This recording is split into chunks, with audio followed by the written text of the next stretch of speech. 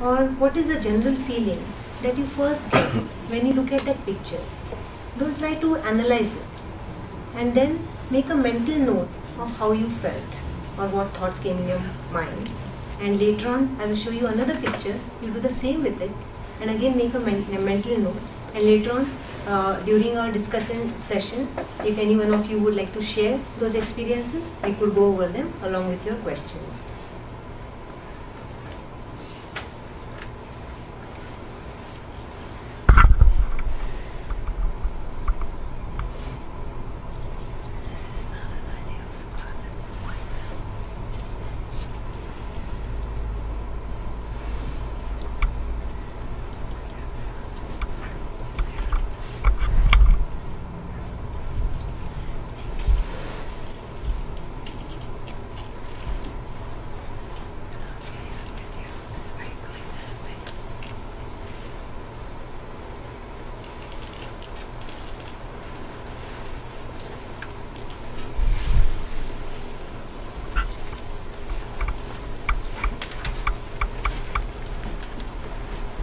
Now I will show you another picture, if you could take a look at it for a few moments.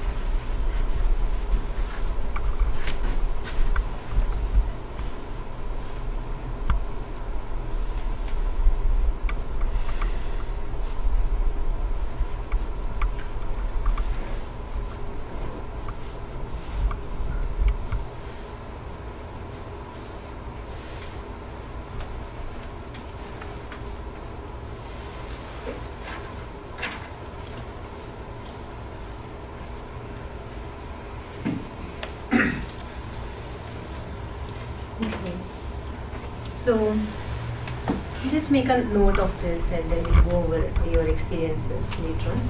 So one thing is that our actions are rooted in our thoughts. Unless until I get angry, I cannot hit somebody. So first, before I can perform the action of hitting my son, I have to first feel anger. So the thought is very important. But our thoughts are influenced by something even more subtle than thoughts, that is spiritual vibration.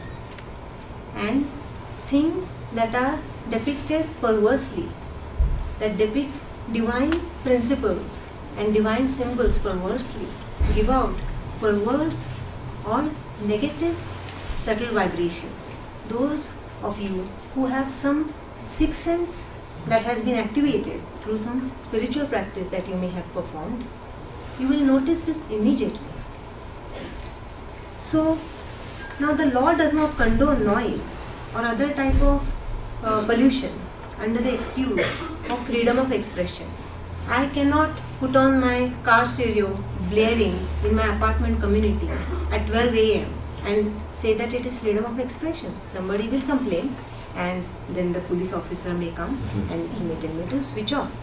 I cannot go on like that under the guise of freedom of expression. But spiritual pollution is not completely understood yet.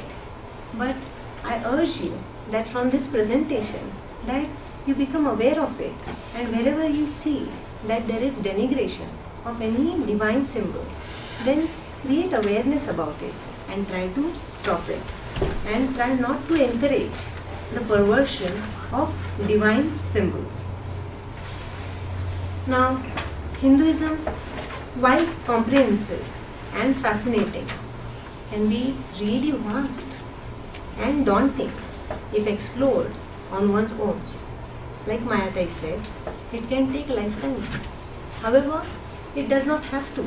If you understand the very grammar of a language, you can read any book in that language. Similarly, if you understand the essential principles of Hinduism, you will be able to practice it to perfection.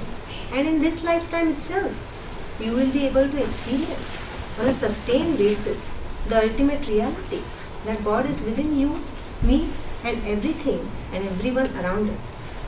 For this very reason, the Forum for Hindu Awakening focuses on Hinduism education and providing guidance in Hindu spiritual practice as per the need of each individual constitution.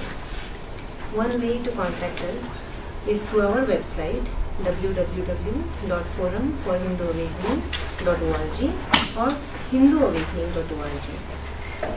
I hope this presentation has helped shed some light on Hinduism, its challenges, and I conclude with a prayer for a blissful Diwali for us all to progress towards the light of knowledge about the ultimate truth.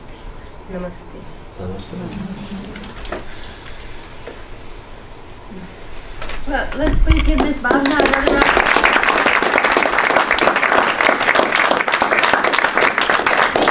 We've immensely benefited from learning the importance of spiritual practice and preserving Dharma in our day-to-day life.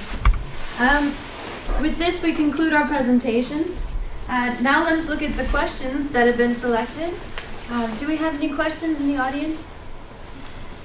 I'm not sure if you had a chance to write those down. Do you want to just take questions from the crowd? Sure. If you'd like to raise your hand with a question, please, we'll accept them from the crowd now. Hi, my name is Jerry Daw. I've been interested to know about the first speaker who grew up in Fort Collins. Where was the turning point for you? Honestly, it was when I wasn't in Fort Collins. Primarily because at the time that I lived in Fort Collins for a good portion of my childhood, but then I moved to the East Coast to a more metropolitan area, and I was exposed to Hindu culture in much greater quantities. I found that I kind of, for lack of a better term, I gravitated towards different things. It just kind of felt very natural, certain things. And I happened to take, I studied South Indian classical dance, which is, it's called Bharatanatyam. And actually, this is something I've actually, a form of denigration I've run across, interestingly enough, or subsequent to my learning this. It's called temple dancing. It was a form of spiritual practice of, ages ago. I couldn't tell you how far ago. And it was a means of devotion. It was performed by women called Devdasis. Devadasya. They were devotees to God. And they performed different dances as a means of God realization. It was part of their spiritual path. Over many, many, many years, it had kind of fallen into disrepute and abuse, such as prostitution and things like that. I came to learn about all of this as I studied Bharatanatyam. My teacher made sure that I learned these points and learned about it and its resurgence into the current Indian diaspora. But that kind of triggered it a little bit, but then subsequent to that, I took a class in high school. I don't remember what it was called. I remember my teacher, but we studied Asian